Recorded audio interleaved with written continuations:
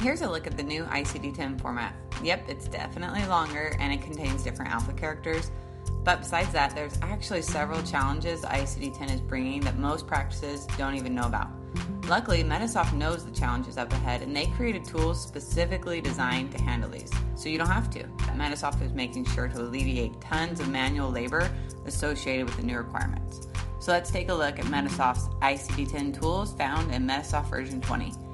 First, there's a code mapping tool which takes all of your existing ICD-9 codes and creates new ICD-10 codes. The code mapping utility will show you the codes mapped one-to-one and the codes that have multiple mapping, saving hours of manual labor and avoiding buying expensive coding books. Second, you can code an ICD-10 before the actual deadline. Medisoft version 20 allows one code to store both the ICD-10 and the ICD-9 equivalent.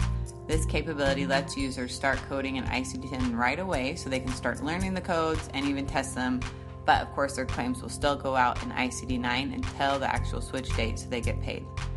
Third, set the ICD version.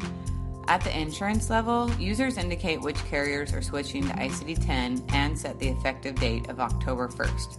If everything is set up properly, then it doesn't matter whether the insurance requires ICD-9 or ICD-10. Users can code an ICD-10 for everyone, and the system will put the appropriate code on the claim, alleviating the hassle of having to manually manage it. This is so helpful because the workers' comp and auto claims aren't required to switch to ICD-10, and you don't want to have to worry about making sure the doctor knows whether you're coding an ICD-9 or ICD-10.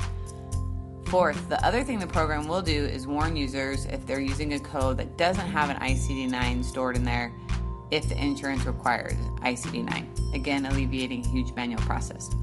Another awesome tool in version 20 is the automated rebill feature. When sending rebills after October 1st, you don't want to have to manually put ICD-9 codes back in those ones.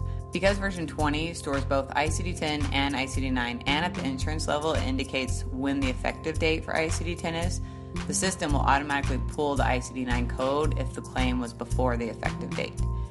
And let's not forget the challenge with paper superbills. With the massive expansion of codes, practices will no longer have a 1 or 2 page superbill. Instead, they're looking at 6 to even 9 pages long. And if we're realistic, there is no way any practice can handle a 9-page superbill. It just won't work. Luckily, Medisoft Net Pro users can download the new mobile app on their iPad and use an electronic superbill to solve that huge challenge. So as you can see, Medisoft is going to help you avoid tons of problems and manual labor. It's the only way to move over to ICD-10. But before you rush out and buy the software from just anyone, you'll want to see the most incredible offer out there. We're offering free advanced training DVDs with every version 20 purchase. This includes training on the new ICD-10 tools found in version 20, which as you can see, they're powerful and you're going to need to know how to properly use them.